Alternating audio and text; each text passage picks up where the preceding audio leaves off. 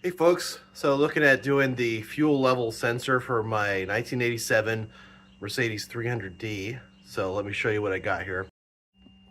Basically with my car, when it gets down to the quarter tank, anywhere after that, or even when it gets down towards the R, the reserve, it's supposed to turn the yellow light on. It just kind of moves around a bit. It's not very accurate, and I'm pretty sure that this hasn't been changed. So what I got here is I got a replacement unit. My friend Al got this on eBay and then gave it a go over. Sent it over to me. I got a pick so I can get the old seals off.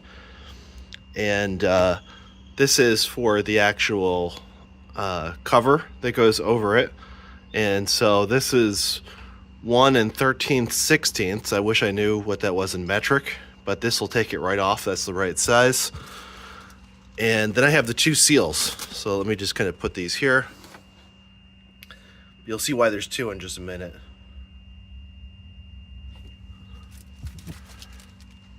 All right, so the first thing is when you'll be working in the trunk. That's where the piece is, and maybe that's even a hint where this looks like there's some fuel stains on my carpet.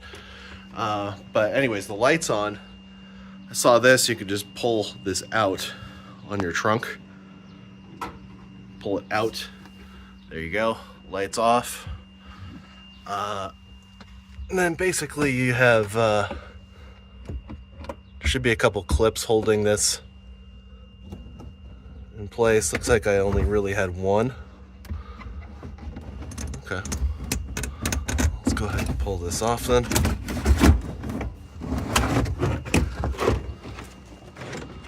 And set this over here. Maybe clean that up in a bit. But there's the whole fuel tank right there. So you can see exactly what we're working with. I'm not going to turn off the, disconnect the battery or anything. I'm just gonna unplug this electrical. And yeah, this connector I have fits right here. That's gonna be a little tough. Might just have to go right on with it. No extension. So here's how I got it. I ended up just using kind of a low profile breaker bar on top. And you can see, of course, if I had a 3/4 inch drive, I wouldn't have to use this adapter. That would save some space too, but I don't have any 3/4 hardware, so I put the adapter on, and then I have this low profile breaker bar. That's enough that I could squeeze in here, get it loose. And once it's loose, you can basically just do the rest by hand here. All right, so we get this little seal off. Here you can see there's an inner seal and the outer seal. Those are the two parts that we have here. So I'll use the pick to get the old ones off. And then here, I'm gonna go ahead and get a bucket and a rag, and this is the sensor. So pretty much it's ready to come out.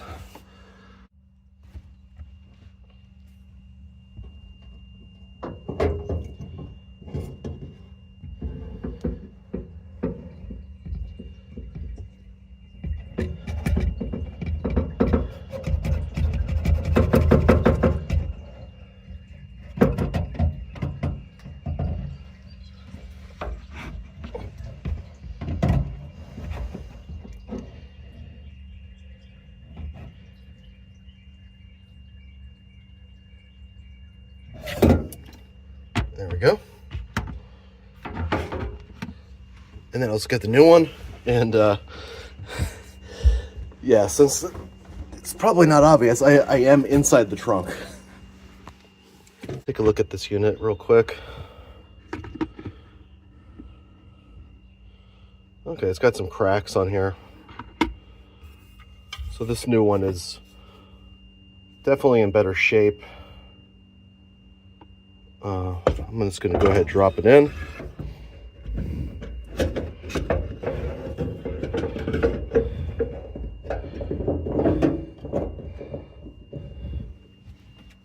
Okay, now we can swap the seals out.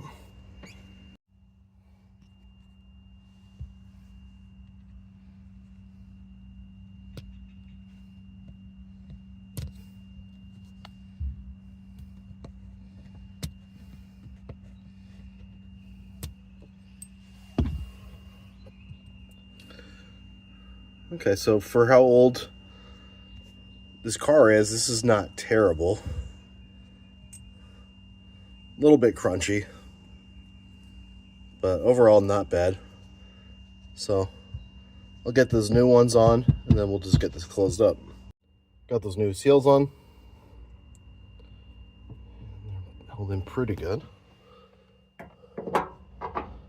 Just gonna very lightly hand turn this.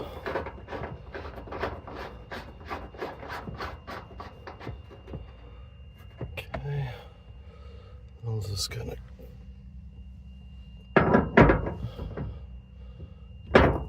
give it a little bit of this. And maybe I'll just kind of get it nice and tight with the breaker bar, and then we can reconnect our electrical.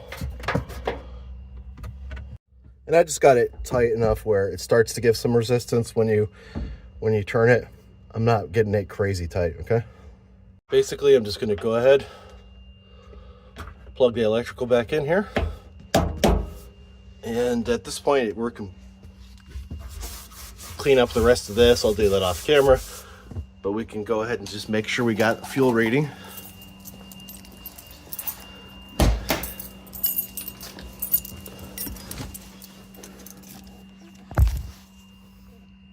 Okay.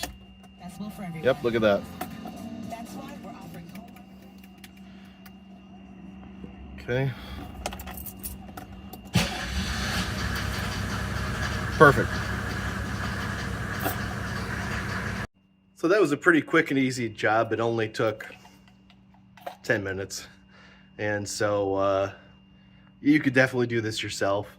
I am going to take some extra time to clean up the carpet and the back on here. So, you know, it does take a little bit longer, but definitely a worthwhile one. I like going with a swap approach. So you could take it out and clean it, but I don't really know enough about fixing this unit to do that. There's basically some wires in there that can break, and you could resolder them with a connector and stuff like that. But that's what my friend Al knows how to do. So he had already kind of looked over this unit. The person he bought it from already verified it too, and so you just saw it works great. So I think a lot of times there can be gunk in here. And so the part where the float hits the bottom, it's supposed to turn on the reserve.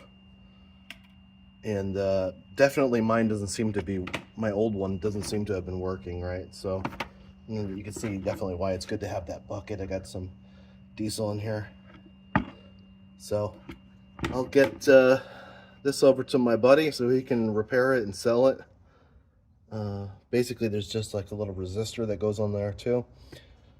They can go bad. So, but yeah, pretty simple unit. I get these a lot from the junkyard, and we'll fix these up. I'll pull them and my friend will repair them. And that's why I have that bit ready to go. So just to show that again, that's the 1 13/16. That's your SAE size. I don't know the actual size for metric. So yeah, very easy on the 124. The 126, it's not impossible or anything. You do have to take off the back seats where the headrests are, like the back portion. It's going to be in the rear left-hand side of your vehicle. So that's a little bit harder to access. There's a little plastic cover you have to take off. But then you also only have one gasket. So yeah. All right. Well, thanks for watching.